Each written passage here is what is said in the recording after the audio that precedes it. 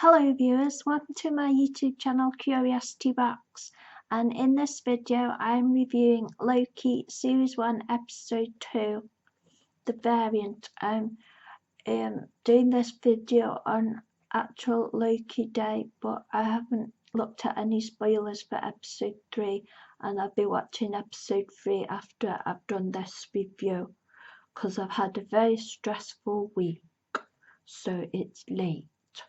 So yeah.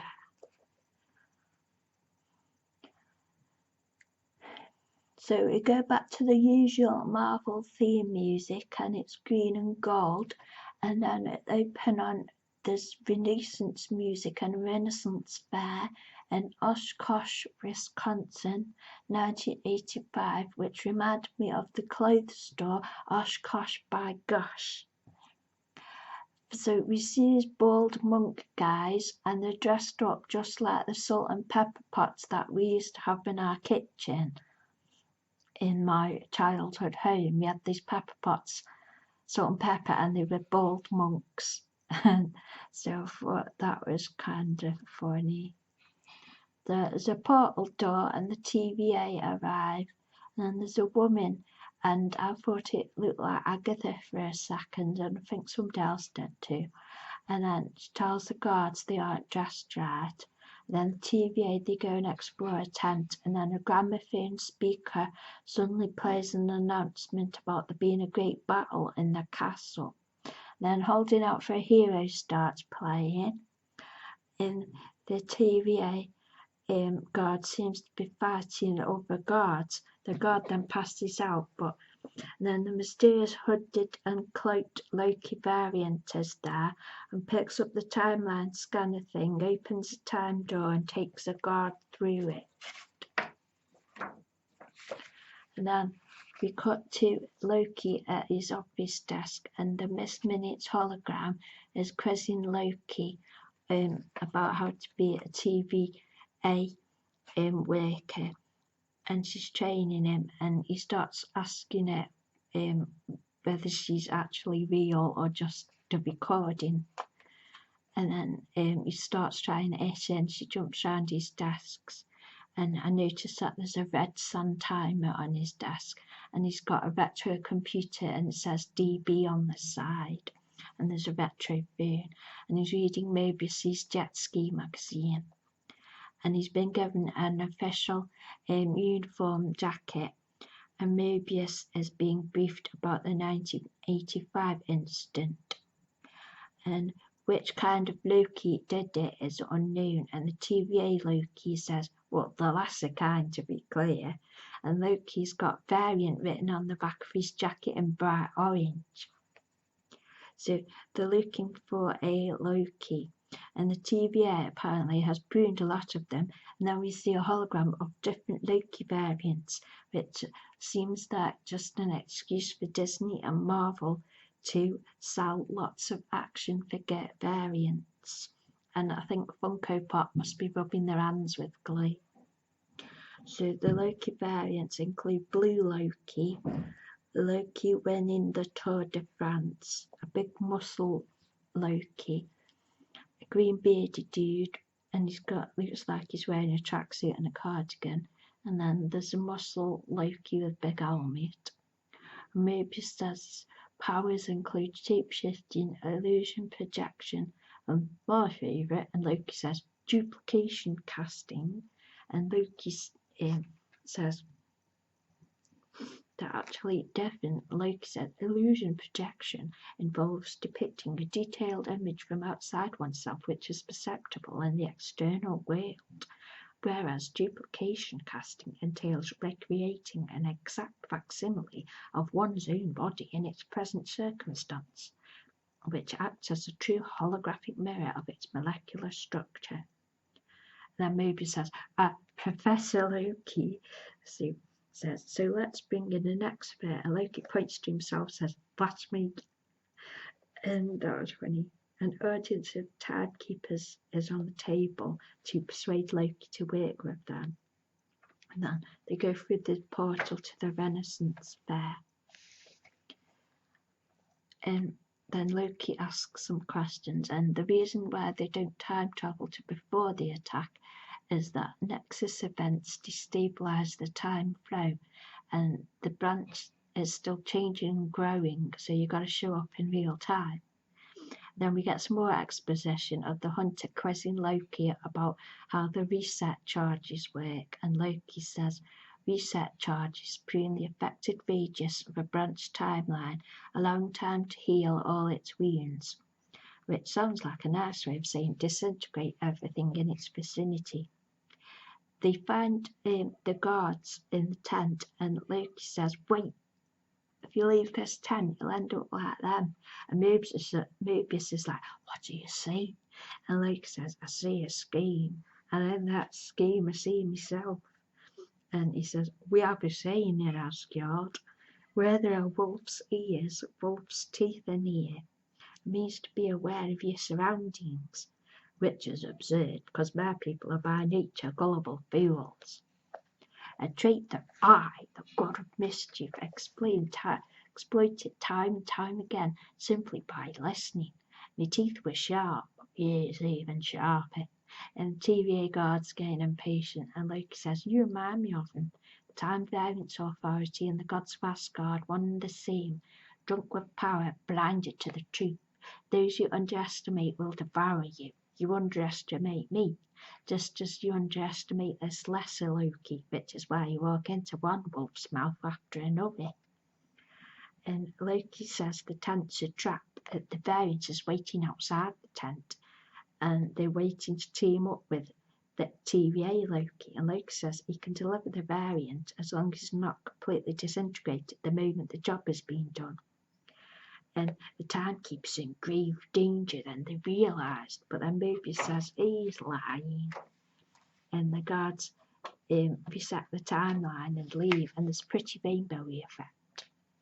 Then back at the TVA, there's theremin music, and we get a zoom in on the timekeeper's statues, and Mobius is in the judge's office of Ravonna, admiring her collection of stuff from all the places the TVA guards have been to.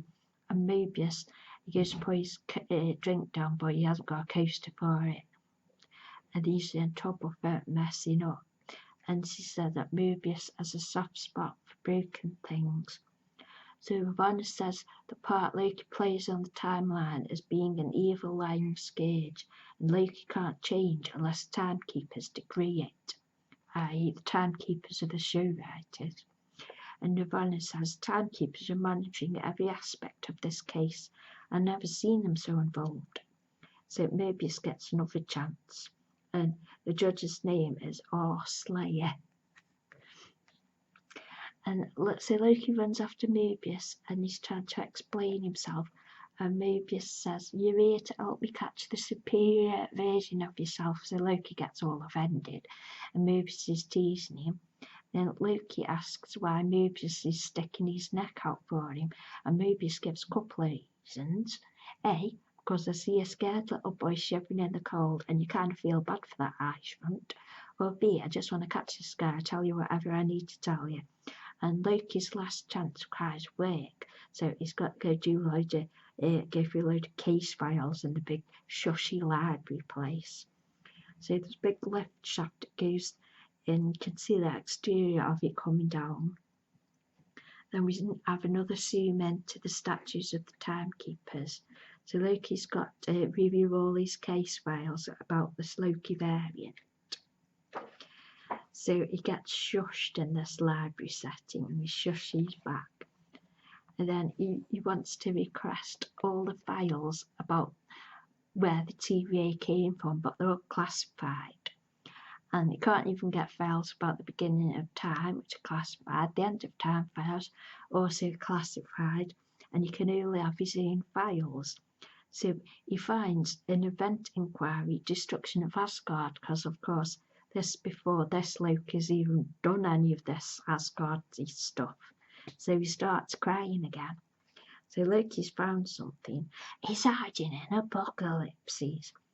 In Nexus events happen when someone does something they're not supposed to do, right? and then that thing they're not supposed to do cascades into a whole range of other things that aren't supposed to happen, so on and so forth, until eventually a new timeline branches, yes, and he's talking to Mobius in the canteen, and Mobius was enjoying a lovely salad. So then Loki starts using Mobius's salad for his demonstration of how we could go back to Ragnarok, go back to Asgard before Ragnarok happens and just do anything. Say push Hulk off the bridge. So he pours a load of salt on the salad, and then setting fire, pushing Hulk off the bridge as salt. Set fire to the palace is pepper, and puts a load of pepper on the salad. And Seta is going to destroy Asgard no matter what. So Seta is a carton of milk, and he just dumps it all on the salad. So Ragnarok obliterates the salt, which has Loki being a dick before anything happens. And so it could be any apocalypse.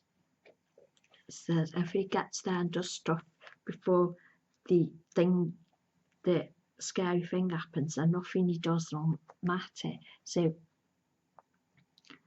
after destroying Mobius's salad, he says, well, take me to Ragnarok, and Mobius says, no way. And so they decide to go to an apocalypse, which is Pompeii, Italy, 79 AD, Volcano Day. So round the corner, obviously, 10th Doctor and Donna. But so Mobius is watching the gadget to see if there's any variance energy. And then Loki runs off into the Pompeian street and starts releasing the goats. And he says, be free, my horned friends. So then it says, we're time agents, we're from the time variance authority, we're time travelers, we're from the future. Then the volcano erupts, and he's correct. There is zero variance energy, and the timeline does not branch. So back at the TVA, Mobius says like, Doomsdays, the variants been ambushing soldiers and handing out in doomsdays.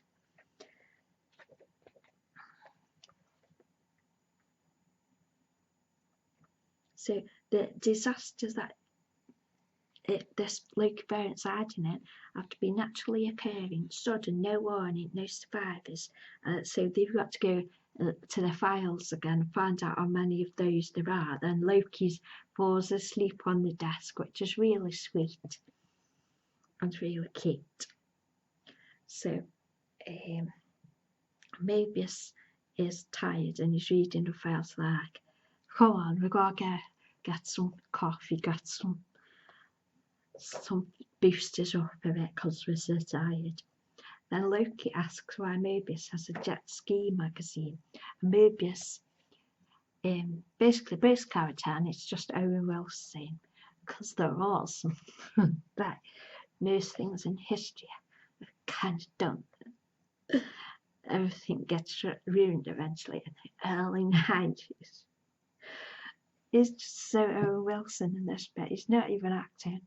For a brief shining moment, there's a beautiful union of form and function, which we call the jet ski. And so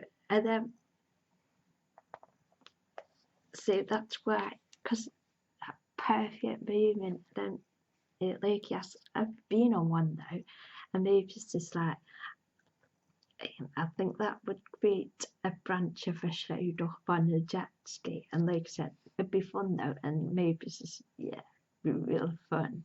Wow. So, and then it also says that reading about jet skis helps remind Mobius what they're fighting for. It's like perfection. So Loki starts talking about the timekeepers, says the 3 magic lizards.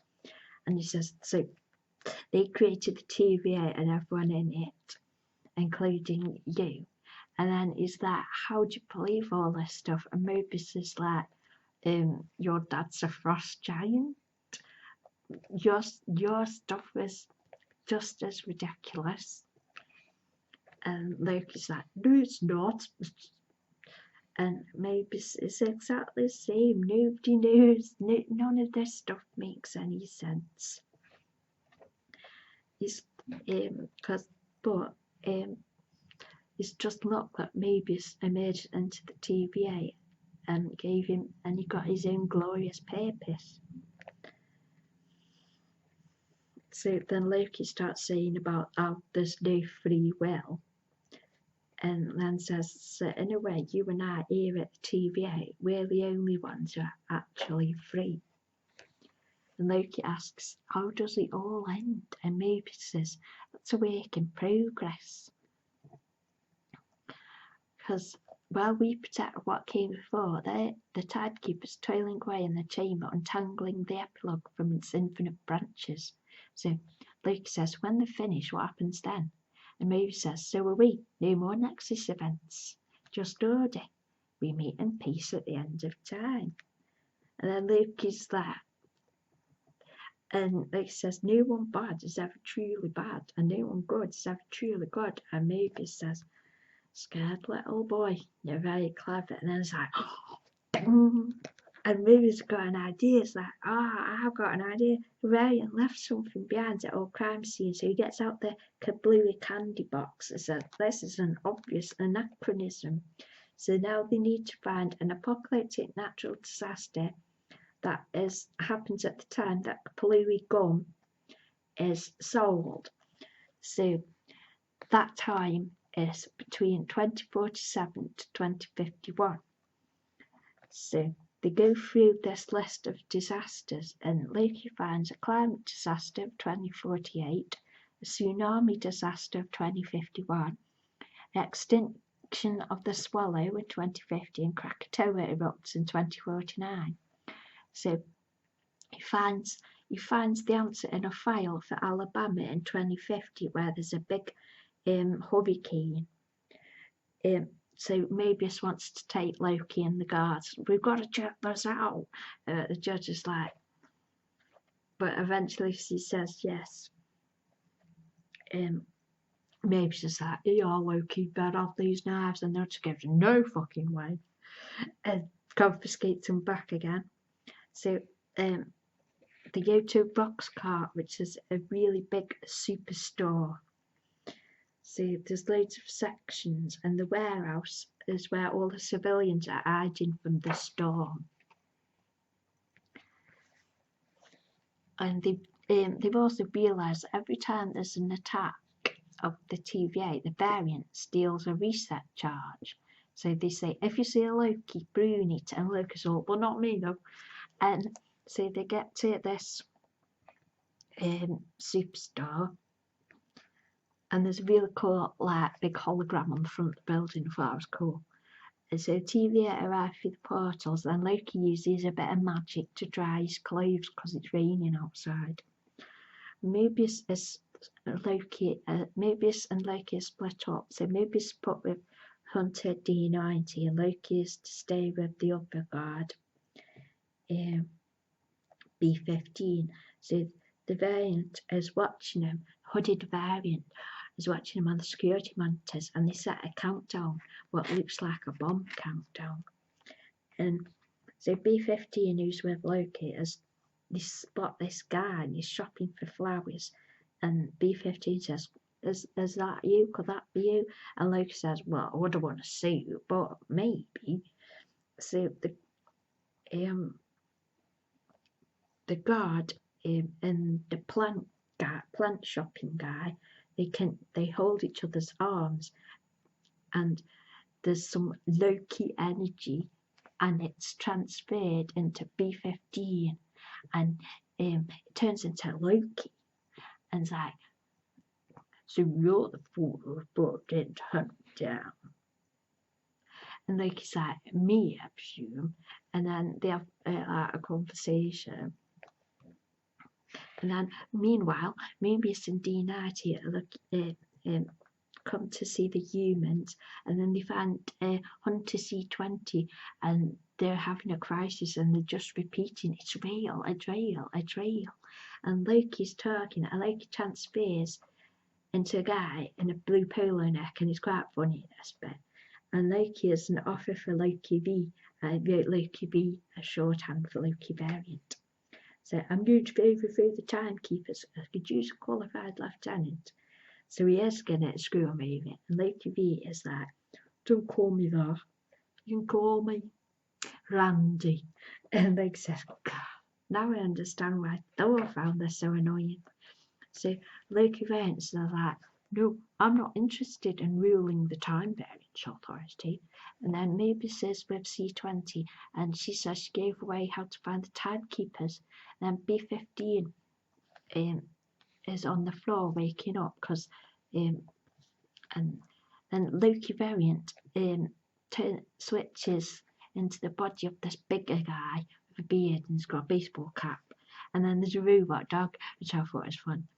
And Loki V sets the timer, and Loki V said, brace yourself, Loki. And then the hooded variant Loki, she moves a hood and she's a blonde woman. At first I thought it was Sabrina, but it wasn't. And then I thought, oh, it's Sabrina's mum. But anyway,